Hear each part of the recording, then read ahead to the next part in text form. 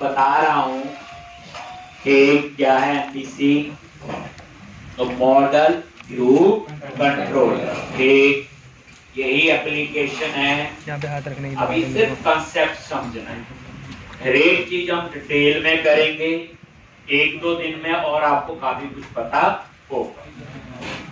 क्योंकि इसमें ऐसा नहीं है कि एक जगह बटन पे क्लिक किया, कोड लिख दिया, हो गया। पहले इसका पूरा आर्किटेक्चर ढंग से समझना पड़ेगा, फिर हम कोडिंग कर पाएंगे। अब मैं बता रहा हूं, इसमें मॉडल होता, व्यू होता, कंट्रोलर फोल्डर होता है। अब ये एमपीसी जावा में होगा, उसमें भी ऐसे ही होगा, पाइथन में होगा तो उसमें भी ऐसे ही होगा, पीएचपी में होगा तो उसमें भी ऐसे ही होगा। तो हम लोगों ने कल थोड़ा सा शुरू किया था, तो ये सारी कहानी बताई, आपने देखा कैसे रन करते हैं हम लोग।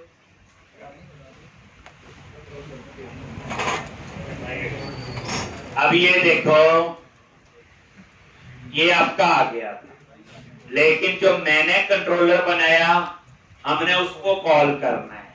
तो यूआरएल में क्या लिखोगे, जल्दी बोलो, slash controller name employee slash action name, यानी यहाँ पे यूआरएल में आपको कंट्रोलर का नेम देना है और एक्शन का नेम।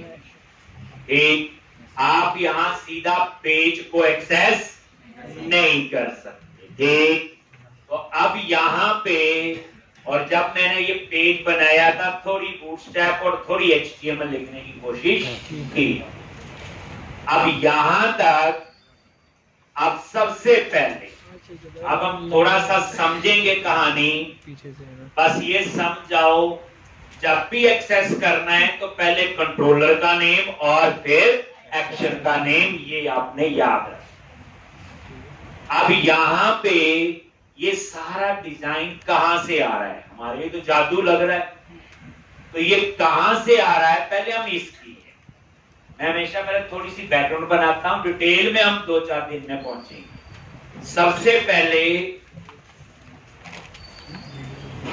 व्यूज फोल्डर पे गए और उसके अंदर एक शेयर नाम से फोल्डर, व्यूज के अंदर शेयर, और शेयर के अंदर आपका लेआउट। ठीक, अब ये जो लेआउट फोल्डर है आपका, व्यू के अंदर शेयर और शेयर के अंदर आपका लेआउट। अब यहां पे जो अंडरस्कोर लेआउट फोल्डर, इसको आप थोड़ा सा देखो, जितना बताऊं उतना ही देखोगे। पहले सबसे पहले ये देखो, जो ऊपर आपको मेन्यू नजर आ रहे थे, होम, अबाउट और कॉन्टेक्ट, ये देखो एक बार, ये आ रहा है ना, होम, अबाउट, कॉन्टेक्ट, ये नेविगेशन बार है। क्या बेसिकली ये नेविगेशन बार। और ये देखो लेआउट में गए और ये नेविगेशन बार ही बनी है, नैब बार। ये बूटस्ट्रैप है, ये कहां से बनी कैसे, वो आगे की बात है।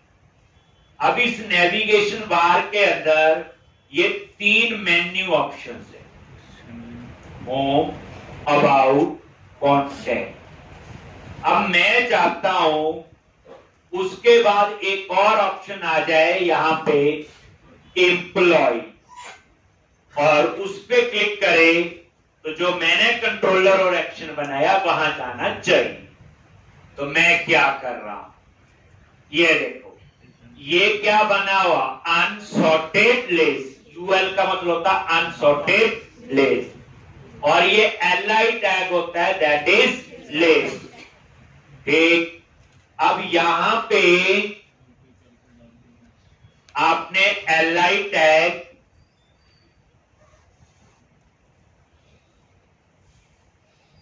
एक लगा दिया, एक और एलआई, ये बुलेट्स और नंबरिंग नहीं होती, अनसॉर्टेड लिस्ट और बुलेट्स और नंबरिंग जो आप सिंपल एमएस वर्ड में, ये वही है।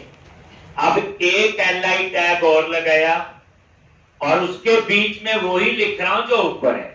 तो @ के साथ जब आप HTML लिखते हैं, इनको हम कहते हैं HTML हेल्पर। क्या यूज होते हैं? HTML helper. कौन सा हेल्पर यूज हो रहा है? Action link. जब किसी क्लिक करने पे किसी पेज पे जाना हो, जैसे ASP.NET में लिखते थे response.reader है, और पहला जो पैरामीटर है यहां पे हमने लिख दिया एम्प्लॉइज लिस्ट। ये टेक्स्ट है जो हमें स्क्रीन पे नजर आएगा। दूसरा पैरामीटर है एक्शन का नेम, और एक्शन का नेम क्या है? इंडेक्स। तीसरा पैरामीटर है कंट्रोलर का नेम, एम्प्लॉय। ये बच्चे नीचे लिखा होता कंट्रोलर नेम, एक्शन नेम, कोई रट्टे वाली बात नहीं। पहले एक्शन लिखना, पहले कंट्रोलर, ठीक। और ये आपका आ गया कंट्रोलर नेम। और आपको एक पुरानी बात है, जो नई चीज लिखे F12 जरूर करो।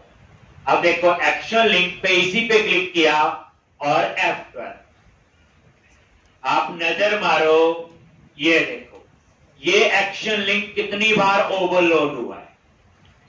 ठीक, हमारा ये वाला यूज हुआ जो सेलेक्ट है, और यहां पे जाए लिंक टेक्स्ट जो हमें स्क्रीन पे नजर आ रहा था, जो मैंने एम्प्लॉइज लिस्ट लिखा, और उसके बाद ये देखो लिंक टेक्स्ट, एक्शन नेम और कंट्रोलर नेम। तो ये वाला एक्शन लिंक कॉल हुआ है। अब ये जो एक्शन लिंक है ये क्या? एक HTML हेल्पर है। अब मैंने क्या बोला? एम्प्लॉय के इंडेक्स पे जाना है, तो मैंने उसको यही बोला एम्प्लॉय कंट्रोलर है और एक्शन इंडेक्स है।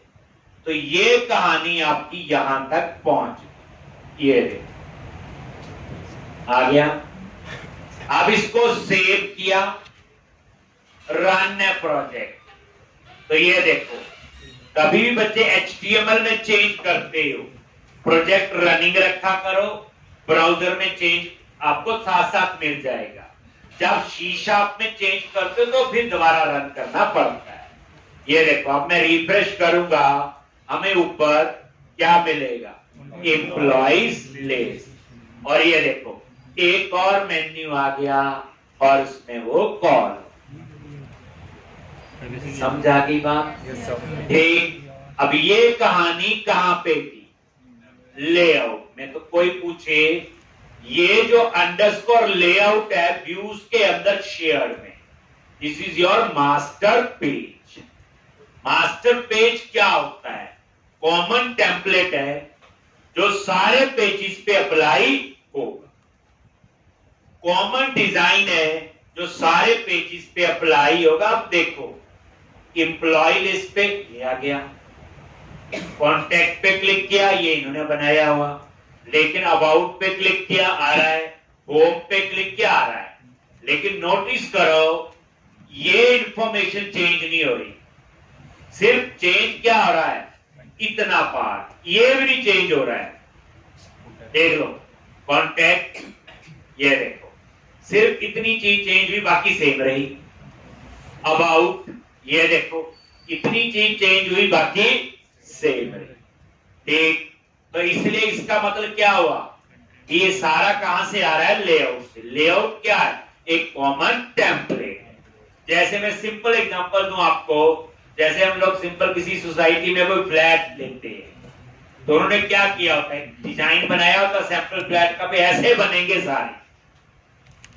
ठीक, तो वो सारा डिजाइन जो है, आउटर वाला तो कॉमन रहता, अंदर जो है कोई कलर स्कीम आगे पीछे कर सकते हो, ऐसा होता है। कोई अपने हिसाब से फर्नीचर आगे पीछे कर सकता है, लेकिन जो बेसिक स्ट्रक्चर है वो ऐसा ही रहे। ये बिल्कुल वैसा ही है कि मेरे प्रोजेक्ट का डिजाइन यहीं से कंट्रोल हो, आगे बढ़। ठीक, तो ये आ गया। उसके बाद बच्चे ये देखो, ये रेंडर बॉडी, ये इंपॉर्टेंट है। जो आपका डेटा जो है ये आ रहा है रेंडर बॉडी में, जो ये डाटा चेंज होके आ रहा है ये कहां आ रहा है आपका रेंडर बॉडी में। ना ये डाटा चेंज हो रहा है ऊपर का और ना ही ये डेटा चेंज हो रहा है। ये इंपॉर्टेंट है, ये चीज है। देख, ये रेंडर बॉडी पहली बात एक लेआउट में एक ही होगा, एक से ज्यादा नहीं हो सकता। मतलब ये हुआ बच्चे, तो इसके ऊपर का कोड सेम, इसके नीचे का कोड सेम। जो मेरा व्यू होगा, चाहे वो इंडेक्स है चाहे कोई और है, वो कहां लोड होता है? Render body. मतलब ये ना डिजाइन फिक्स हो गया ऊपर और नीचे का, बस बीच में हमने इंफॉर्मेशन दे दी, यही हुआ इसका मतलब। डिजाइन फिक्स हो गया कि हेडर ऐसा होगा, फुटर नीचे ऐसा है, बीच में चेंज होगी, तो जहां चेंज होगी वो क्या आपकी रेंडर बॉडी। ठीक, आपको मैं दिखाता हूं। देखो, इसके ऊपर मैंने वैसे ही H2 लिख दिया,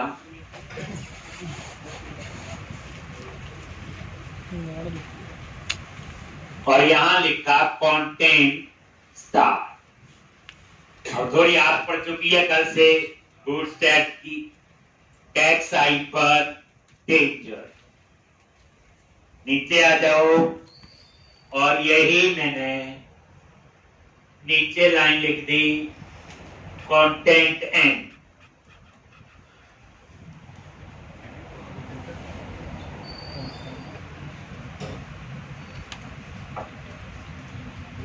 कंटेंट एंड ये इसका मतलब क्या हुआ? कंटेंट यहां स्टार्ट होगा और यहां एंड, इसके बीच में ऊपर का कोड सेम होगा और नीचे का सेम रहे। ये अभी वेरीफाई हो जाएगा। ये देखो, रिफ्रेश किया, स्टार्ट कंटेंट एंड कंटेंट, ठीक, बाकी से देखो इस पे गए स्टार्ट कंटेंट और and content, about content start and content and, home ये देखो कंटेंट स्टार्ट और एंड, ये तो इस तरह से इसका मतलब क्या हुआ? एक बाकी सारा चेंज, ये चेंज हो रहा, बाकी फिक्स है। मतलब ये हो गया हेडर फिक्स, नीचे का कोड फिक्स, बस जो डेटा चेंज होगा वो कहां होगा? At the rate render body. समझा गई? तो इस वजह से, इस लेआउट की वजह से वो डिजाइन आ रहा है, और इस लेआउट की वजह से जो मेरा व्यू है वो कहां आ रहा है? At the rate render body. तो ये चीज आपने समझनी, कहां आ रहा है? अब देखो, जो चीज आ गई ना बच्चे, वो रोज यूज करनी है। जैसे बूटस्ट्रैप थोड़ी शुरू होगी, देखो आज एक द्वारा याद हो गया, ये अब रोज ही लिखेंगे HTML बूटस्ट्रैप, उसको स्पेशल पढ़ने की जरूरत नहीं, मुझे याद नहीं हो रहा है। ये तो क्लासेज हैं, रोज करेंगे, रोज यूज करेंगे तो याद हो जाएगी। तो इस तरह से ये रेंडर बॉडी याद रखना, एक लेआउट में एक होगा, दो कभी नहीं हो सकता। बाकी ऊपर का कोड अलग और नीचे का कोड फिक्स। जैसे कोई वेबसाइट देखते हो, हेडर कॉमन होता है, फुटर कॉमन, बस बीच की इंफॉर्मेशन कभी एम्प्लॉय की, कभी स्टूडेंट की, कभी डिपार्टमेंट, ये वही चीज है आपकी रेंडर बॉडी। तो आपको ये पता चल गया अभी तक कि ये डाटा कहां से आ रहा है और ये पेज कहां से आ रहा है। एक ये बता दो, एक टॉपिक है बच्चे लेआउट, जब वो पढ़ेंगे तो और डिटेल में इसको बताएंगे। अब दूसरी बात, ये जो हमारा यूआरएल आ रहा है ऊपर, कंट्रोलर का नेम और एक्शन का नेम, ये तो मैंने बताया कंट्रोलर का नाम लिखते हैं, एक्शन का नेम, लेकिन ये कहां से आ रहा है? कहीं ना कहीं तो डिफाइन होगी चीज। अब ये देखो, सर ने बोला और कंट्रोलर का नाम लिखो और एक्शन का नाम, ठीक। तो अब उसके बाद तो ये लेआउट को थोड़ा सा मैंने अभी शुरू किया, ज्यादा है। नेक्स्ट, उसके बाद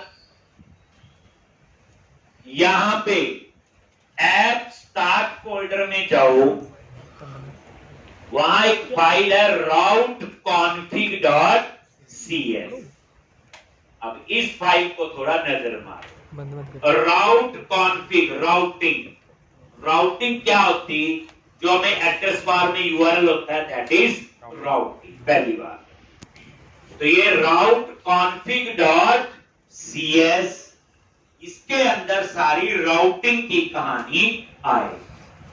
route.config.cs जो मैं बता रहा था ना, कि कंट्रोलर रिक्वेस्ट हैंडलर है, तो इसलिए हम यूआरएल में कंट्रोलर का नाम लिखते हैं, फिर इस सेक्शन पे जाना है, हम उस सेक्शन का नाम देते हैं।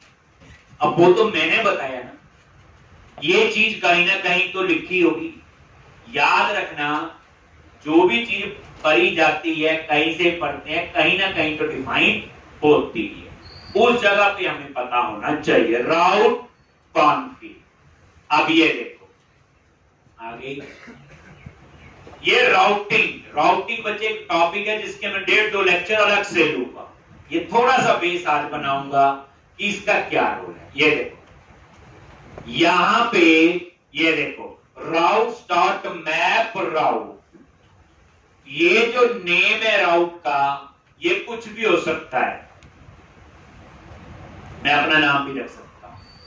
कल को मल्टीपल राउट बनाए तो डुप्लीकेट नहीं होना चाहिए, इतनी बात है। नेम है, कुछ भी हो सकता है, वैसे वेरिएबल नेम होता है।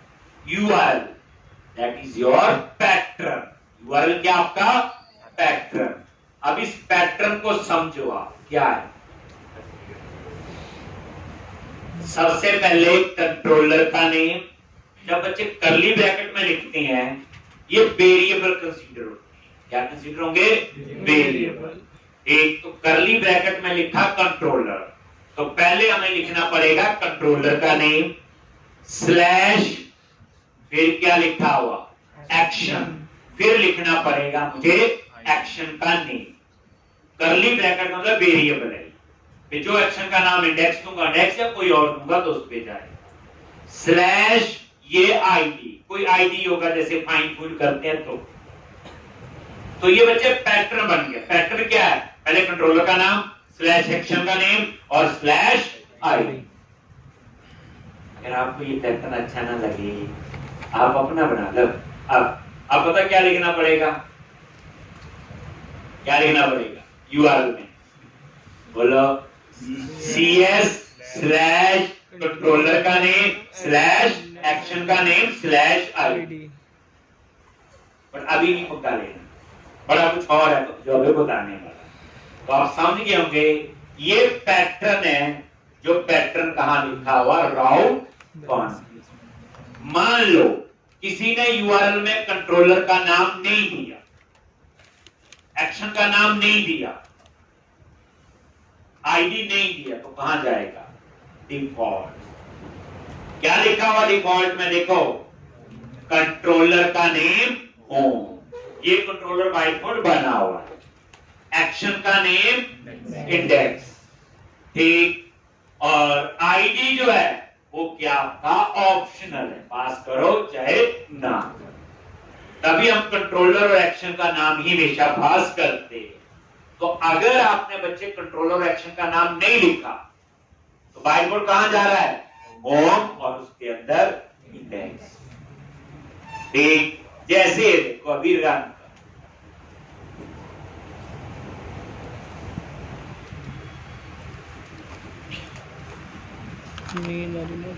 देखो यूआरएल में देखता हूं, कॉपी किया यूआरएल, मैं यही ऊपर वैसे लिख रहा हूं समझाने के लिए। यहां देखते हैं, कमेंट बना लिख दिया, ये यूआरएल आ रहा है। अब मैं क्या करूंगा? यहां पे स्लैश, मैंने कुछ नहीं लिखा, ऐसे आया था ना यूआरएल, जो वहां से ब्राउजर से मैंने ये यूआरएल कॉपी नहीं लिखा हुआ, तो ये क्या ओपन हुआ? होम कंट्रोलर का इंडेक्स एक्शन। ये देखो होम कंट्रोलर का इंडेक्स एक्शन यहां चला गया ना डिफॉल्ट पे। अगर आप यहां लिख दो एम्प्लॉय, स्लैश एक्शन का नेम इंडेक्स। तो ये क्या करेगा, कंट्रोलर का नाम एम्प्लॉय बन जाएगा, एक्शन का नेम इंडेक्स, और उसके बाद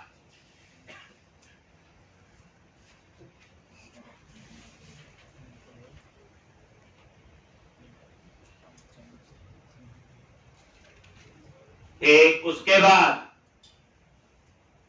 तो फिर वो यहां नहीं जाएगा। जैसे हम लोग ASP.NET में स्टार्टअप पेज नहीं बना देते थे राइट क्लिक करके कि रन करे तो सबसे पहले कौन सा, ये वही बात हो गई। जब रन करो तो वो कहां जाएगा, होम और उसके इंडेक्स। ये देखो बाइक मैंने क्या किया, आ गया। अब मैं यहां पे लिखूंगा स्लैश एम्प्लॉय स्लैश इंडेक्स, आ गया। तो अब इस केस में क्या हुआ, यहीं पे कंट्रोलर का नेम आ गया एम्प्लॉय और एक्शन का नेम आ गया। आप चाहते हो नहीं, जब रन हो तो सबसे पहले कहां जाए, एम्प्लॉय और एम्प्लॉय के इंडेक्स, एक एक्शन जो है वो इंडेक्स। अब क्या होगा देख लो रन करके, जैसे रन किया, अब यूआरएल में कुछ भी ना लिखो, देखना कहां जाता है। यूआरएल वही आ रहा है जो बेस यूआरएल है, कहां गया इस बार, अब होम पे ही जा रहा है, जो हमने बनाया उस पे जा रहा है। तो पूरी बात आप लोग यहां समझिए। अभी आप होम ही रहने दो जैसा है, बट सिर्फ समझाना था कि यहां पे इन्होंने बताया हुआ कंट्रोलर का नेम और एक्शन का नेम। चलिए आगे। अब आपको मैं बताने जा रहा हूं, जैसे ही एप्लीकेशन रन हुई कब कब कहां गई, इसे साइकिल कहते हैं। अभी हमें कुछ भी नहीं पता, बीच में लेआउट में चले गए, बीच में राउट कौन चीज में चली है एक। तो अब मैं वो चीज बताने जा रहा हूं कि कैसे ये एप्लीकेशन रन हो रही और क्या स्टेप्स फॉलो कर रहे हैं। तो 8-10 स्टेप्स होंगे, ध्यान से एक समझेंगे। जैसे मेरा प्रोजेक्ट रन हुआ, पूरी बात समझेंगे, तो सबसे पहले वो कहां जाता है, कहां जाएगा, global.asx फाइल। ये एक फाइल है global.asx, global.asx फाइल में जाएगा।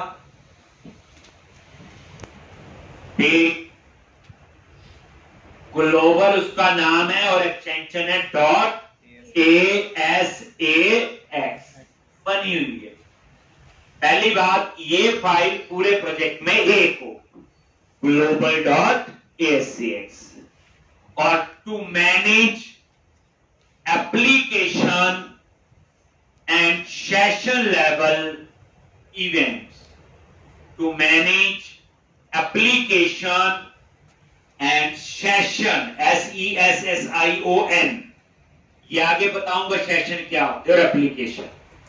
To manage application and session level events. देखो बच्चे, ये सब C++ पढ़ते हैं। हर एक एप्लीकेशन में एक एंट्री पॉइंट होता नहीं होता कि जब प्रोजेक्ट रन होता तो सबसे पहले कहां जाता है, तो वहां मेन फंक्शन पे जाता है। हर एक लैंग्वेज का अपना अपना एक एंट्री पॉइंट है। तो अब यहां पे भी वही चीज बताने जा रहा हूं कि इस एप्लीकेशन के अंदर घुसने के लिए, इसके अंदर जाने के लिए, तो सबसे पहले जाएगा global.asx, आ गया यहां पे। और सबसे पहले नाम क्या आ रहा है, एप्लीकेशन अंडरस्कोर स्टार्ट। तो नाम से पता चल गया गाड़ी स्टार्ट होगी, तो यहां से शुरू हुआ है। जैसे हम रन कर रहे हैं ना F5 करके, तो सबसे पहले वो जाएगा एप्लीकेशन स्टार्ट में, उसके बाद वो जा रहा है राउट कॉन्फिग में, एक तीसरे नंबर की लाइन जिसको मैं आगे बताई। तो जैसे ही प्रोजेक्ट रन होगा, सबसे पहले कहां जाएगा, global.asx, उसके अंदर एप्लीकेशन स्टार्ट। अब यहां से कहां जाएगा? राउट कॉन्फिग। ये राउट कॉन्फिग कहां बनी है बोलो?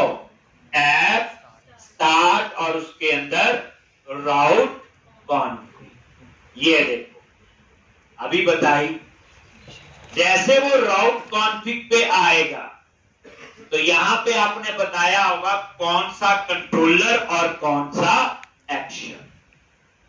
देन यहां से कहां जाएगा? उस एप्रोप्रिएट कंट्रोलर। मान लो मैंने एम्प्लॉय लिखा यहां, और तो उसके बाद कंट्रोलर फोल्डर में जाएगा और एम्प्लॉय कंट्रोलर।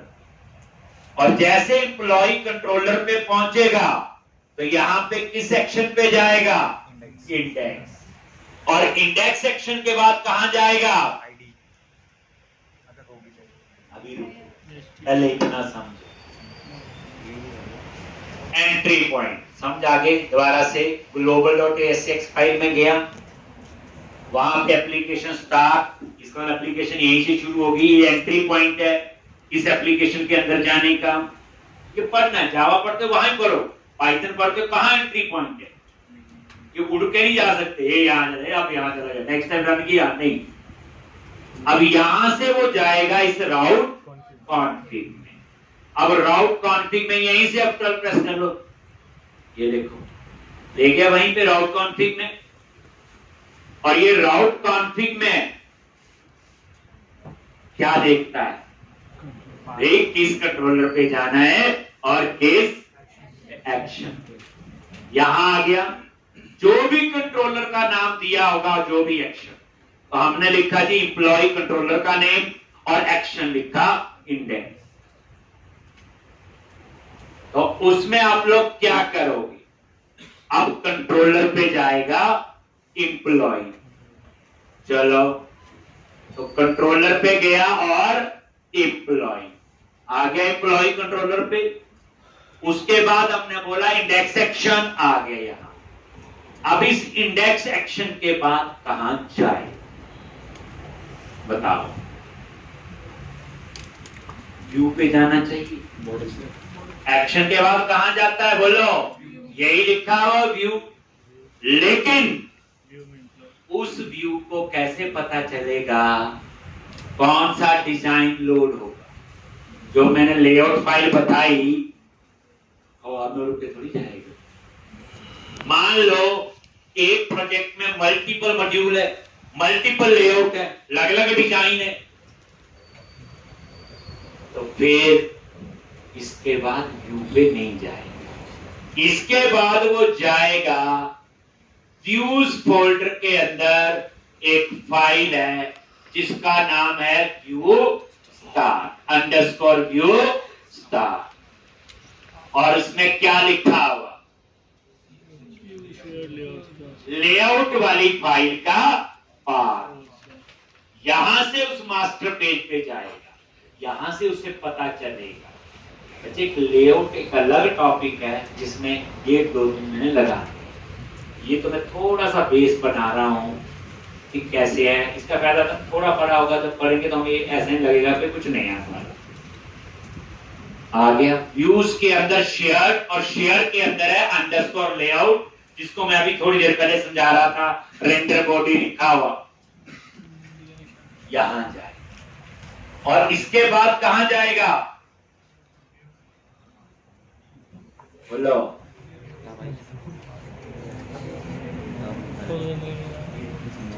के बाद कहां जाए?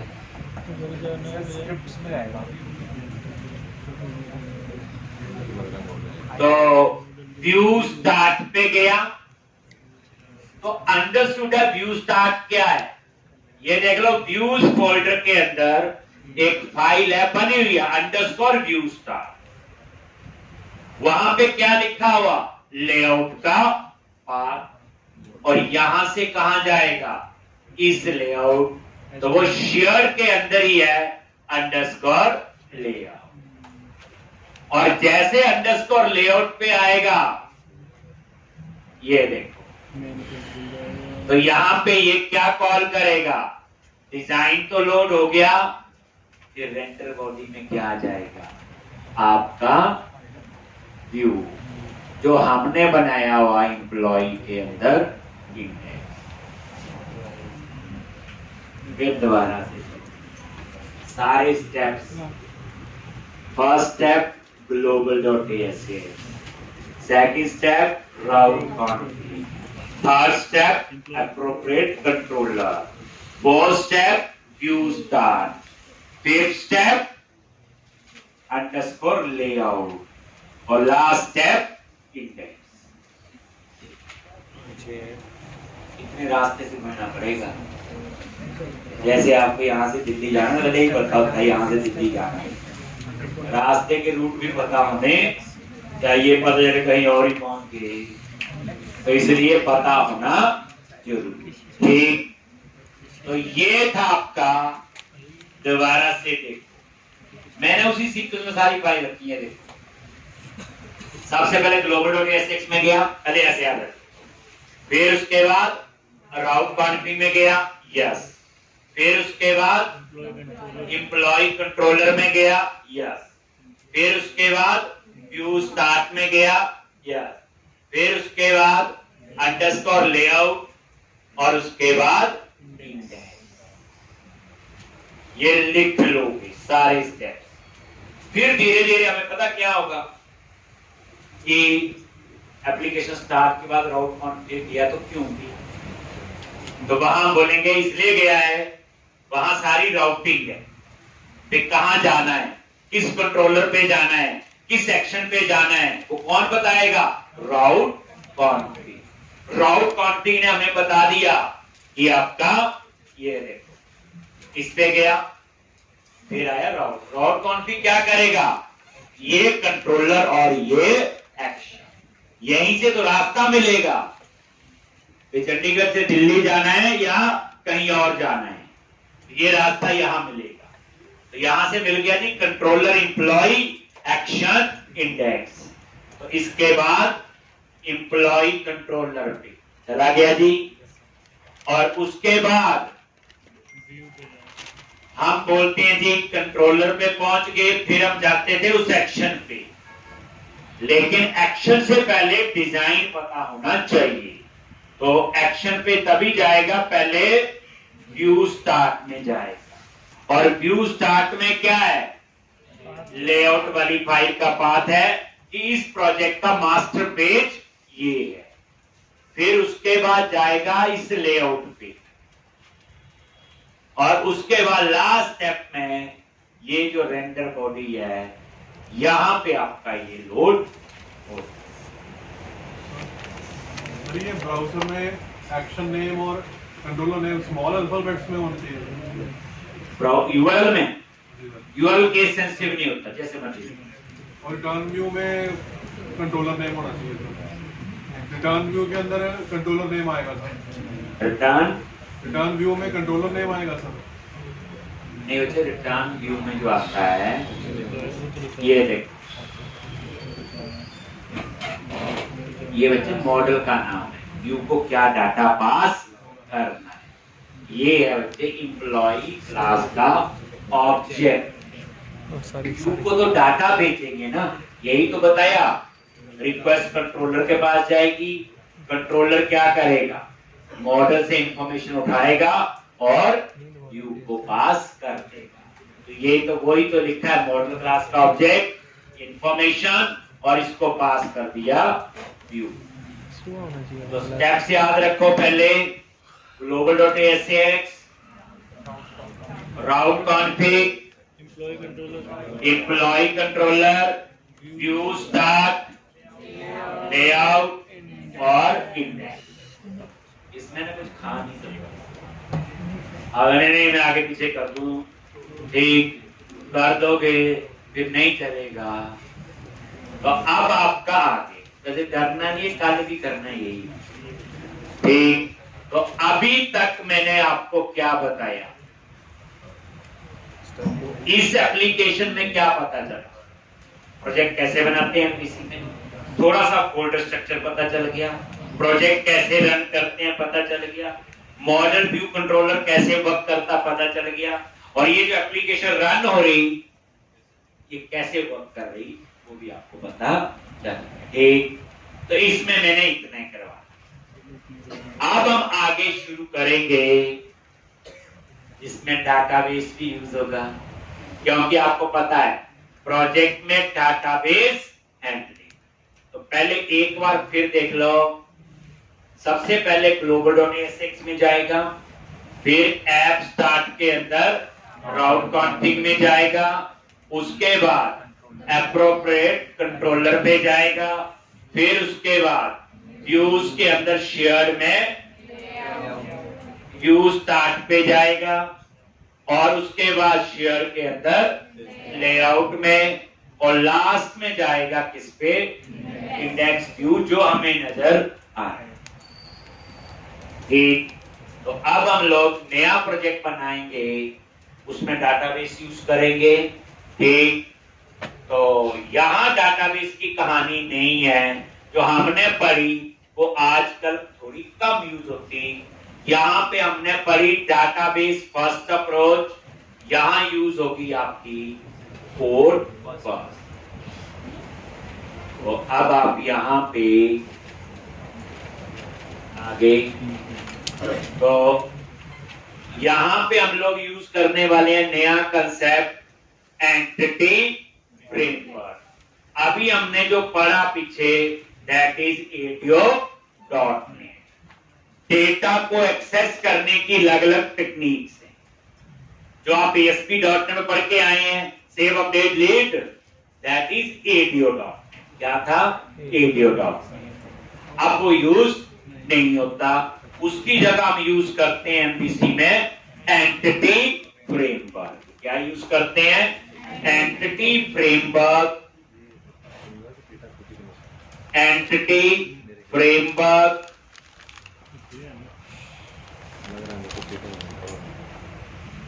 ये एंटिटी फ्रेमवर्क डाटा को एक्सेस करने की एक टेक्निक, पहली बात है। जैसे ADO.NET, आप बोलोगे ASP.NET में तो ADO.NET पढ़ते थे, आ गया, लेकिन MVC में जो हम यूज करेंगे दैट इज एंटिटी फ्रेमवर्क। और इस एंटिटी फ्रेमवर्क की आपकी दो अप्रोच होती है। एक अप्रोच होती डाटाबेस फर्स्ट, एक अप्रोच होती कोड फर्स्ट।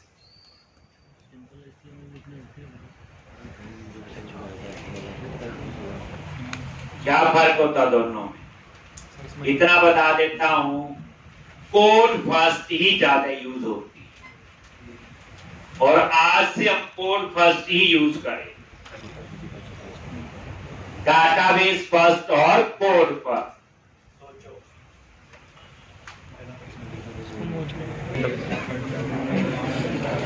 क्या होता है एंटिटी फ्रेमवर्क में? कोड फर्स्ट और डाटाबेस फर्स्ट में क्या डिफरेंस है? इतनी देर में है ना, मैं इतनी देर में तो आप गूगल में सर्च मारते तो भी 1-2 पॉइंट मिल जाने, चैट जीपीटी यूज करते तो भी मिल जाने। डेटाबेस फर्स्ट में पहले डेटाबेस बना होता है, ऑलरेडी एग्जिस्ट कर रहा होता है वो। कोड फर्स्ट में कोड लिखते हैं डायरेक्ट नंबर, फिर डेटाबेस डिजाइन करते हैं।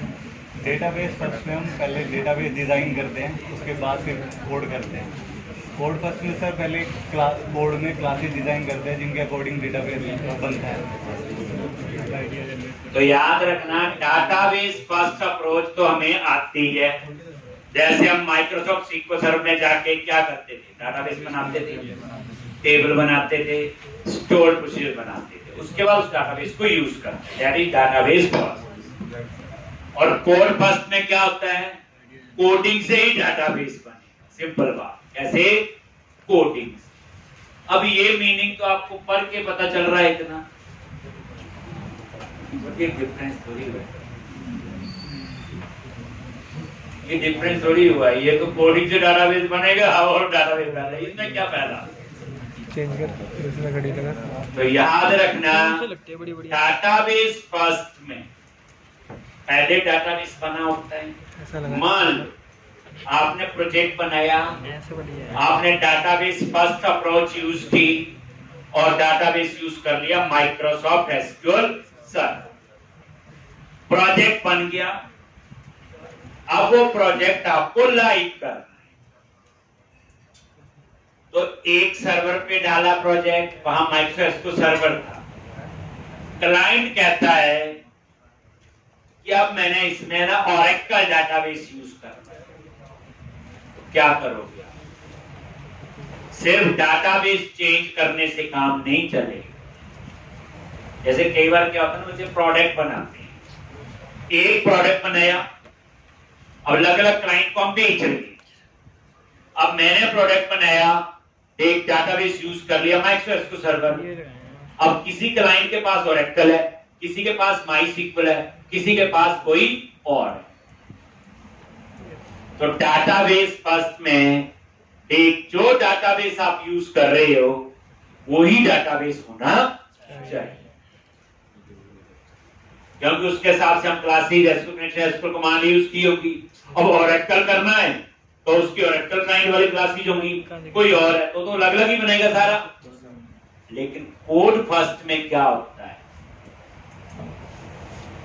उसमें जो है कोडिंग से ही डाटाबेस बनता है। इसका मतलब ये हो गया कि मान लो आपने ये प्रोजेक्ट बनाया, कोड फर्स्ट अप्रोच यूज की, ठीक, तो कोडिंग से जब डाटाबेस बना रहे हो तो क्लासेस जो होती है वो कॉमन होती हैं, सिर्फ चेंज क्या होता है, connection string.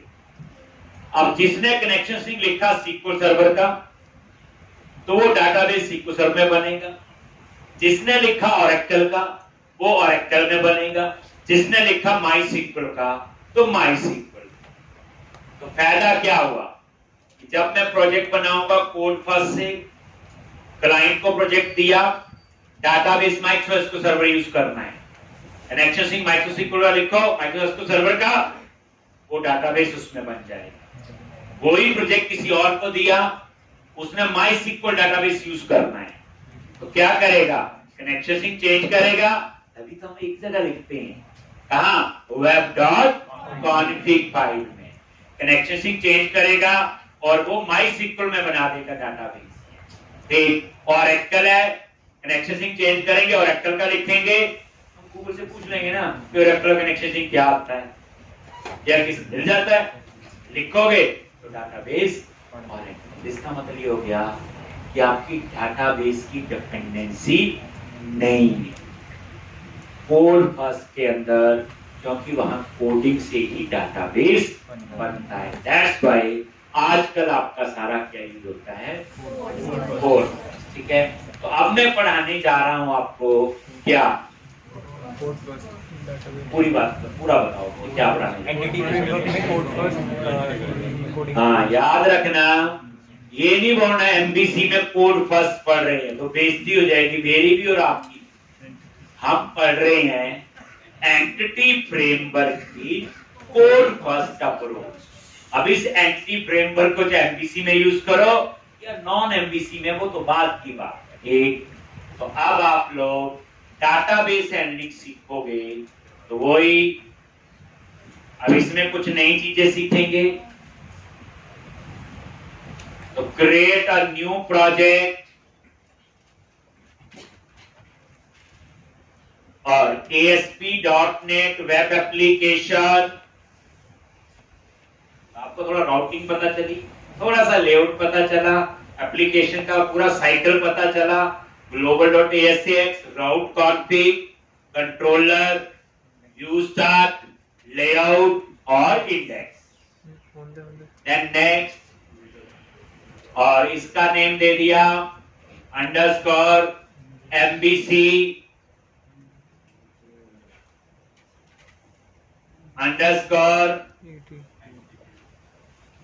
Code first underscore 105। Code first use करना है। ठीक, ब्राउज करके कहां सेव करना है, तो डी ड्राइव में गए, ASP.NET MVC फोल्डर बनाया हुआ मैंने, ऐसा आप बना सकते हो। देन सिलेक्ट और क्लिक ऑन क्रिएट। यहां चूज करोगे MVC, then click on create. Practice शुरू कर देनी है। अब क्रिएट पे क्लिक करो,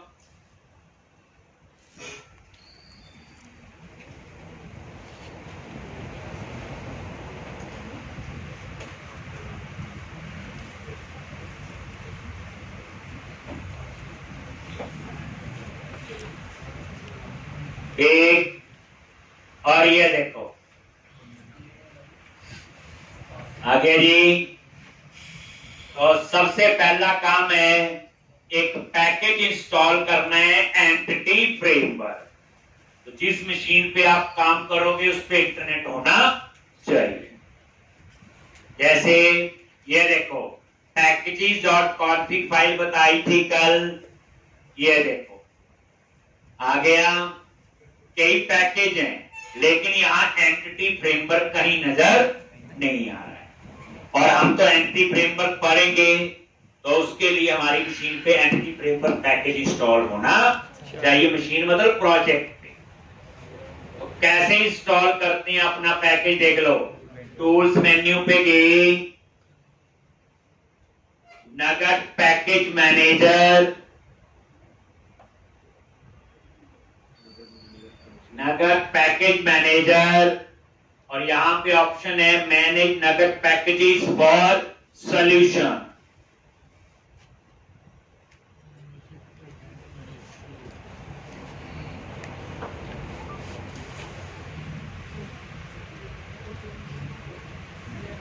मैनेज नगद पैकेजेस फॉर सॉल्यूशन।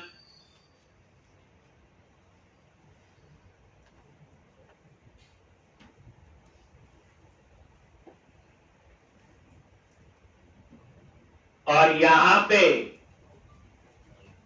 ब्राउज पे क्लिक करो और यहां एंटिटी EF लिख दिया, एंटिटी फ्रेमवर्क। सर्च करेगा, ये ऑनलाइन इंटरनेट से सर्च करता है। और यहाँ कई पैकेज जैसे एंटी फ्रेमवर्क कोर है, वो हम तब करेंगे जब ASP.NET कोर। बट हमें चाहिए अभी, ये देखो ये मिल गया एंटिटी फ्रेमवर्क, लिखा हुआ एंटिटी फ्रेमवर्क। और ये अपना प्रोजेक्टिंग कर दो, यहां पे कर दिया। और उसके बाद इंस्टॉल पे क्लिक करो तो ये पैकेज इंस्टॉल हो जाए। ये स्टेप्स लिखने हैं। कोड फर्स्ट से डाटाबेस कैसे बनाते हैं। तो फर्स्ट स्टेप क्या है, पैकेज इंस्टॉल करो, बस। एंटिटी फ्रेमवर्क कैसे करना वो ना लिख लेना, वो तो लिख लिया होगा आपने। फर्स्ट स्टेप क्या है, एंटिटी फ्रेमवर्क पैकेज इंस्टॉल होना। कैसे करना है वो आपने लिख लिया। इंस्टॉल पे क्लिक किया और यहां पे ISF कर ही लोगे और ये पैकेज आपका इंस्टॉल हो।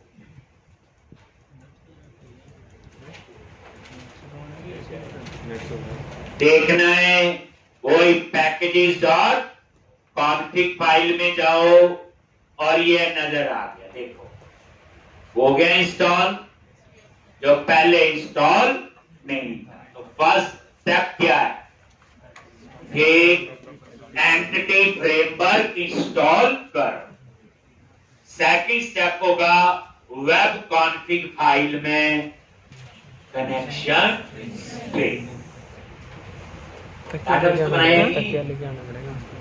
डाटाबेस तो कोड से बनना है एक। और यहाँ पे 10 मिनट रह गया बस, 1 घंटे की होती है बस।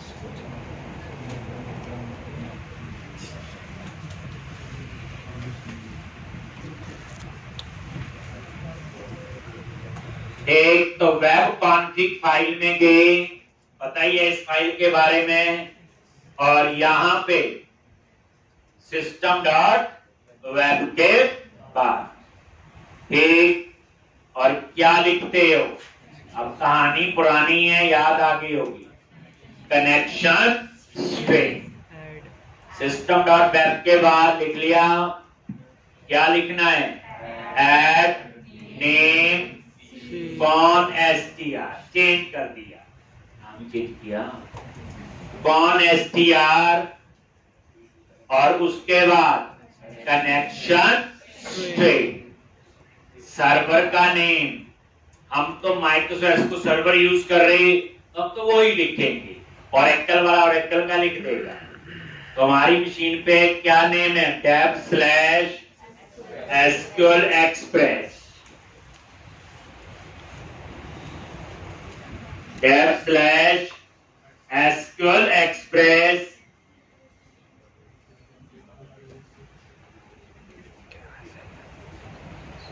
चलो मैं डेटाबेस, और यहां पे डेटाबेस नहीं, ऐड करवा मेरे को। जिस नाम से डाटाबेस बनाना है, अभी बनाया नहीं है या बनेगा, तो मैं उसका नाम रख रहा हूं DB code first underscore employ. Employ का बनाना है कोई कोड फर्स्ट से, और ये बैच टाइम दे दिया ताकि थोड़ा सा याद रहे। कुछ भी नाम रख लो, डाटाबेस ये बनना है, डाटाबेस डुप्लीकेट नहीं हो सकता। अगर सेम नाम का बना होगा तो एरर दे देगा, चेंज कर देंगे। अब इससे पहले क्या होता था, डाटाबेस पहले बना होता था, बस ये फर्क। सेमीकोलन, आगे क्या लिखते हैं, इंटीग्रेटेड ग्रुप का नाम security is equal to true, integrated security is equal to true। Window authentication को इनेबल करने के लिए लिख लिया। उसके बाद पहले हम इतना ही लिखते थे,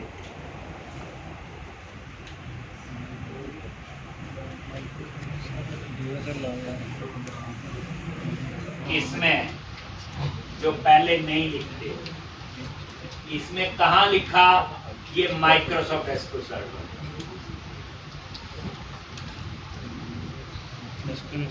उसके लिए प्रोवाइडर जो हमें पहले नहीं देते।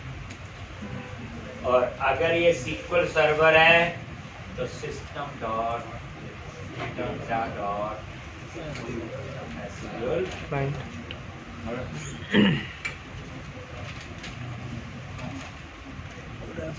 अगर ऑरेकल लगा तो क्या लिखेंगे, system.data.oracle। बस वो ऑरेकल का सर्वर की डिटेल होगी, यानी यहां से उसे पता चलेगा कि ये जो डाटाबेस है वो आपका कौन सा, समझा आगे बात। तो आपको स्पेसिफाई करना पड़ेगा प्रोवाइडर जो पहले हमने, तो ये चेक बैटरी में जाती है। स्टेप्स हो गए। तो आज स्टेप्स ही याद रखने हैं आप लोगों ने। एप्लीकेशन रन होती है, उसके कौन कौन से स्टेप्स हैं जी, global.asx, route config, controller, view start, layout and view। एक अब हर की थोड़ी थोड़ी कहानी पता है। route config क्या है पता आपको, लेआउट से क्या लोड हो रहा है, व्यू स्टार्ट में उस लेआउट का पाथ है, थोड़ी चीजों को और नेक्स्ट टाइम के लिए इम्प्रूव कर। अब ये कनेक्शन सिंक लिख दिया जी। अब हम लोग बनाएंगे थर्ड स्टेप में मॉडल। मॉडल्स फोल्डर पे आ जाओ, और यहां पे हम मॉडल बनाएंगे। मॉडल बोले तो क्लास, क्लास बोले तो टेबल। अब कोई चीज हमें सोचनी पड़ेगी, तो मैं एम्प्लॉय नाम का एक मॉडल बनाऊंगा, ठीक, और उसमें वही अपना नेम, एड्रेस, सैलरी जैसी चीजें हम लेंगे। तो थर्ड स्टेप है मॉडल्स क्रिएट कर। फर्स्ट स्टेप पैकेज इंस्टॉल किया, सेकंड स्टेप वेब कॉन्फ़िग में कनेक्शन। देखो पहली बार पढ़ रहे स्टेप्स याद रखो, दो चार बार कर लो, स्टेप्स आगे पीछे भी हो जाएंगे तो भी चल जाएंगे। बट फर्स्ट टाइम के लिए तो मॉडल पे राइट क्लिक किया, ऐड क्लास, और क्लास का नेम दे दिया एम्प्लॉय। तो ये employee.cs फाइल आपकी बन गई। अब यहां पे सबसे पहला कॉलम बनाएंगे एम्प्लॉय आईडी। यहां मैं एम्प नंबर नहीं लू, फायदा बताता हूं और नुकसान। क्रॉप, 2 बार टैब प्रेस किया, इंटीजर और आईडी। अगर मैं इस प्रॉपर्टी का नाम आईडी रखता हूं तो इस कॉलम को वो ऑटोमेटिकली प्राइमरी की बना लेगा, जो बनाने की जरूरत नहीं, और इस कॉलम को वो ऑटो इंक्रीमेंट सेट कर दे। ऑटो इंक्रीमेंट होता 1 2 3 करके इसमें वैल्यू अपने आप आएगी। ऑटो नंबर 1 2 3 या आइडेंटिटी कॉलम, अलग अलग डाटाबेस में अलग अलग चीज बोलते हैं। माइक्रोसॉफ्ट सिक्योसॉफ्ट में क्या बोलते हैं इसको? Identity column. तो इस कॉलम को आईडी को प्राइमरी की भी बना लेगा और उसे ऑटो इंक्रीमेंट भी कर देगा। फायदा ही है, बट शर्त है कॉलम का नाम आईडी ही रखना है। नहीं आपको गुस्सा आ गया, मैं तो नंबर ही रखूंगा, लो तो लड़ना नहीं, लिख लोगे, पर इसको प्राइमरी की अपने आप नहीं बनाएगा। फिर उसके लिए आपको क्या करना पड़ेगा? ऊपर की लिखना पड़ेगा। ये एरर दे रहा है तो इसका नेम स्पेस ऐड कर देना। लो ये ऊपर नेम स्पेस ऐड हो गया। System dot component model dot data annotation, ये नेम स्पेस वैलिडेशन के लिए होता है, जब पढ़ेंगे तब बताएंगे। समझा गया? अगर आपने किसी मर्जी के कॉलम को प्राइमरी की बनाना है, ऑटो नंबर, तो क्या करो उसके ऊपर की ऐड। तो इतना पंगा क्यों लेना जब माइक्रोसॉफ्ट ने इतनी बढ़िया चीज दी है। देखो पंगा लेना है तो और चीजें बढ़िया बनने के लिए वहां दिमाग लगाओ अपना, तो वो अच्छा है। अब पता होना चाहिए। कोई पीछे पूछे जी प्राइमरी की स्पेसिफिक कॉलम को बनाना है तो उसके ऊपर की देना पड़ेगा। आईडी है तो उसके ऊपर की लिखने की जरूरत नहीं है। तो मैंने अंडू कर दिया। आप लोग एक्सपर्ट हो, आप तो आईडी ही। नेक्स्ट, उसके बाद दूसरा कॉलम प्रॉप स्ट्रिंग क्या दे दिया? नहीं। तीसरा प्रॉप स्ट्रिंग, देखो बात तो वही है, नॉर्मल क्लास ही है। एड्रेस और यहां पे इंटीजर क्या आएगा? कल वाली कहानी लिखी जो कल कर रहे थे, बस फर्क कितना है इस कहानी में डाटाबेस आ। अब हम चाहते हैं कोई एम्प्लॉय नाम का टेबल बने, उस टेबल में आईडी, नेम, एड्रेस और सैलरी। अब ये टेबल कहां बनेगा? जो वेब कॉन्फिग में कनेक्शन सिंह दिया होगा, जो वेब कॉन्फिग में प्रोवाइडर का नाम दिया होगा। अगर वो कनेक्शन सिंह ओरेकल का, ओरेकल में इसको क्या बताओ? ये फायदा है कोड बस। तो ये मैंने क्या किया, एक मॉडल बना लिया एम्प्लॉय नाम। तो कितने स्टेप हो गए? 3। अब मॉडल यहां 5 भी बना सकते हैं, 50 भी। एम्प्लॉय का, स्टूडेंट का, डिपार्टमेंट, डेजिग्नेशन, जितनी हमारी रिक्वायरमेंट होगी। अभी खैर मैं एक ही बना। कितने स्टेप हो गए?